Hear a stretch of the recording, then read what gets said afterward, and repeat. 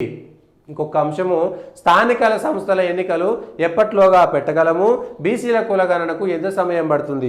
గ్రామాలల్లో గ్రామ సచివాలయాలలో గ్రామ పంచాయతీలల్లో జీతాలు లేక పాపం 3-4 నెలల నుంచి ఎప్పుడైతే సర్పంచ్ల పదవీ కాలం ముగిసిందో సర్పంచ్లు గ్రామాల్లో ఉండేటువంటి ప్రజలు గ్రామాలకు సంబంధించినటువంటి వాళ్ళు అర్థం చేసుకోవాలి. కేంద్రం నుంచి మాత్రమే నిధులు వస్తున్నాయనేటువంటిది ప్రచారం చేస్తే దాన్ని తప్పుపట్టిరు. కానీ వాళ్ళ గ్రామాలకు నిధులు రావడం లేదు. ఈ మాట చెప్తున్నారు, కేంద్ర నిధులు ఆగకుండా త్వరగా ఎన్నికలు. అంటే గ్రామ పంచాయతీలు ఖాళీగా ఉంటే సర్పంచ్ల ఎన్నికలు జరగకపోతే కేంద్రం నిధులు రాకపోతే వాళ్ళ గ్రామాల్లో చెత్త ఎత్తేసినటువంటి వాళ్ళు పాపం పారిశుద్ధ కార్మికులకు కూడా నెలలుగా జీతాలు లేకుండా 3-4 నెలలుగా ఎక్కడెక్కడో కార్యదర్శి మొన్న ఒక ఆయన ఆత్మహత్యయత్నం చేసిండు. జీతాలు లేవు సార్, మా బతుకులు ఆగమైపోతున్నాయి, పిల్లల్ని చదువుకోవాలని. 3-4 నెలలు జీతం రాకపోతే ఏం చేయాలి? ఎన్నికలు నిర్వహించడానికి రేవంత్ రెడ్డి గారు ఎంత సమయం పడుతుంది కాదు, సుప్రీంకోర్టుకి వెళ్ళండి. ఒకసారి ప్రభుత్వం మేము బీసీలకు సంబంధించినటువంటి దాంట్లో, ఎందుకంటే త్వరితగతిన ఎన్నికలు జరగాలి. గ్రామ పంచాయతీ ఎన్నికలు జరిగిపోతే గ్రామాలు గబ్బు పట్టేటువంటి పరిస్థితి అయిపోయినాయి. త్వరితగతిన పోవాలంటే మీరు సుప్రీంకోర్టుకు పోయి బీసీలకు సంబంధించినటువంటి దానికి ఏం చేయాలి? మరి కులగణన చేయాలంటే మళ్ళీ ఏడాదికి చేసుకుందాం కులగణన, ఏం తొందర లేదు, అర్జెంట్ ఏం లేదు. దానివల్ల మిన్ని విరిగి మీద పడదు. కులగణన వస్తే తర్వాత చేసుకొని మళ్ళీ ఏదైనా చేసుకోవచ్చు. కానీ ఇప్పుడు గ్రామ పంచాయతీలు బతకాలంటే ఏం చేయాలంటే కేసీఆర్ సకల జనుల సర్వే అనేటువంటిది ఒకటి చేసిండు కదా. ఆ సకల జనులకు సర్వేకు సంబంధించినటువంటి దాంట్లో మొత్తం అన్ని వచ్చేసినాయి.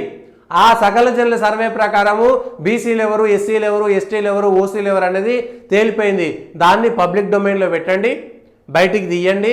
ఇగో ఆ నిబంధనల ప్రకారం ఈసారి ఎన్నికలు చేయండి. ఆ తర్వాత కులగణన చేసుకోవచ్చు. పూర్తి స్థాయిగా బీసీలలో సర్పంచ్ బీసీఐ కాదు, బీసీలలో ఉపకులాలకు కూడా ఆ ఊర్లో బీసీఏ, బీసీబీ, బీసీడి అనేటువంటిది కూడా పెట్టండి. అందులో కూడా తప్పులేదు.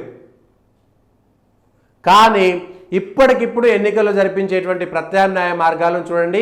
మీకు సలహా అనుకోండి, అంత పెద్దోన్ని కాదనుకుంటే సూచన అనుకునేటువంటి చేస్తే ప్రజలకు చెప్తున్నా అనుకోండి, లేకపోతే మీరు వింటే వినండి, లేకపోతే లేదు. కానీ సకల జనుల సర్వేలో 100% డేటా ఉన్నది.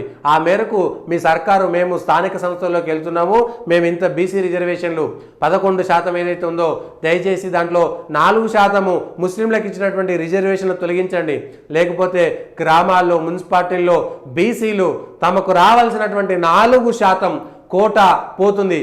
ఏ బీసీలు అయితే వాళ్ళ కులగణనకు డిమాండ్ చేస్తారో, నిజంగా మీది బీసీల చీము నెత్తురు అయితే, మీలో రక్తం ఉంటే, మీలో పౌరుషం ఉంటే, ముస్లింలకు 4% ఏదైతే బీసీ కోటా ఎగ్గొట్టి ఇచ్చిరో దాన్ని రద్దు చేయమని దమ్ముంటే అది అడగండి. ముందుగాల డైరెక్ట్గా 4% బీసీ లాభపడతారు.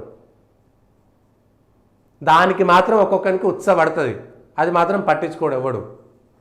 కానీ మేము కులగణన చేయడానుకున్నాం, మేము అది చేస్తాం ఇది చేస్తామని, మేము బీసీల సంఘాల నాయకులమని మూసుకొని వస్తారు బయటికి. ఇది అడగడానికి మాత్రం శాత కాదు, దమ్ము ధైర్యం ఉండదు. మళ్ళీ మీరు మాట్లాడుతుంటారు. సో రేవంత్ రెడ్డి గారు, మీ దగ్గర సకల జనుల సర్వే ఉన్నది, మీ సర్కారు వచ్చింది కాబట్టి గత సర్కారు చేసినటువంటి సకల జనుల సర్వేని తీసుకోండి. వెంటనే స్థానిక సంస్థల ఎన్నికలు పోవచ్చు. మీరు ఒక అఫిడవిట్ ఇచ్చేసేయండి, సుప్రీంకోర్టుకి వెళ్ళండి. బీసీల రిజర్వేషన్లు ఎక్కడైతే స్థానిక సంస్థల్లో గత కేసీఆర్ అన్యాయం చేసిండో ఆ అన్యాయాన్ని మేము చేయము, 34% బీసీలకు ఖచ్చితంగా స్థానిక సంస్థల్లో రిజర్వేషన్లు ఇస్తామనేటువంటి మాట చెప్పేసి వెళ్ళిపోండి. సింపుల్గా కరెక్ట్గా 1 నెల రోజుల్లో మీరు స్థానిక సంస్థల ఎన్నికలు పెట్టవచ్చు.